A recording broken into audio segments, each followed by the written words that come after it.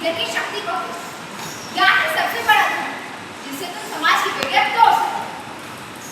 बाबा बाबा मुझे पढ़ना है, बाबा मुझे पढ़ना है। पर ये समाज क्या करेगा? ये समाज में टूटेगा, गलीच फेंकेगा। लेकिन क्या मेरे बाबा भी समाज है? क्या मेरे बाबा भी ऐसे सोचते हैं? बाबा उठो। तुम्हें हर मोड़ पर चुनौती मिलेगी, हर मोड़ पर संघर्ष मिलेगा।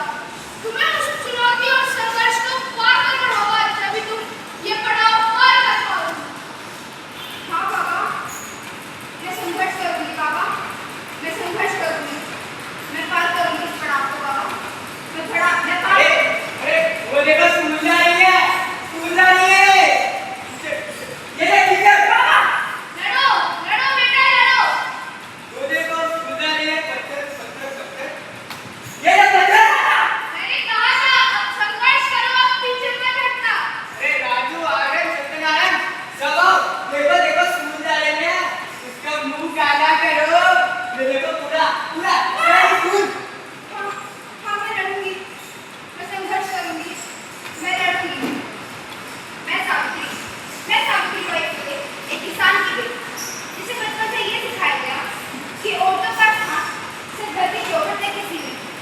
लेकिन मेरे मन में, मेरे आंखों में एक सपना कि घर घर में शिक्षा का युग है, घर में शिक्षा का युग। ये लीजिए पानी। तुम ये तो पानी छोड़ो और तुम पढ़ो, और तुम पढ़ोगे नहीं, तुम सबको पढ़ाओगे। हाँ मैं पढ़ूंगी, मैंने सोच लिया, मैं पढ़ूंगी। आप ही बताइए, उस समय जब औरतों का शिक्षा लेना अधर्म माना जाता था, उस समय मैं पहली बार किताब लेकर बाहर निकली।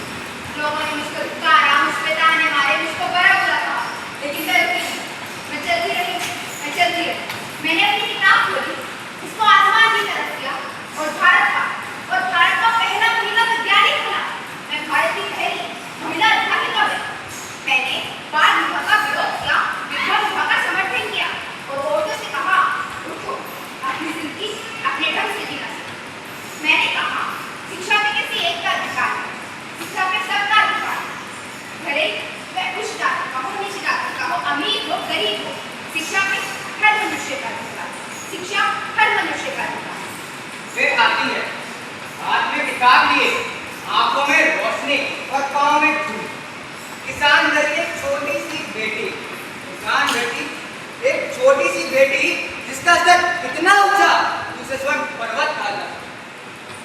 अरे भैया ये भी आ गया, और क्या चूल्हे पकाओ, ज्यादा मत बोलो, पढ़ लिख कर क्या करोगी? भाषा में शहर नहीं, खाली तमस्सा, जो जीभ जला दे और आत्मा भी। हंसी नहीं, रोई भी नहीं, अपने आंचल से कीचड़ को पोंछकर जिस प्रकार कठोर पत्थर पर पहला अक्षर उगलती हो, उसने कहा, आजादी के लिए, अन्याय के खिलाफ और इंसानियत के लिए। पुणे की गली में पहली बार लड़कियों का स्कूल खुला, जो इतिहास की दीवार पर एक दरवाजा था। अंदर बैठे बच्चे सीधे बाहर कुएं में एक कतार से खड़ा कर दिया जाता था।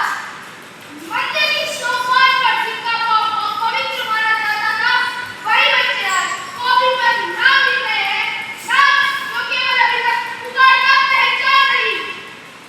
पत्थर, पानी, धूप सब मिला, लेकिन हर पत्थर उसकी ताकत से थोड़ा मोटा करता है।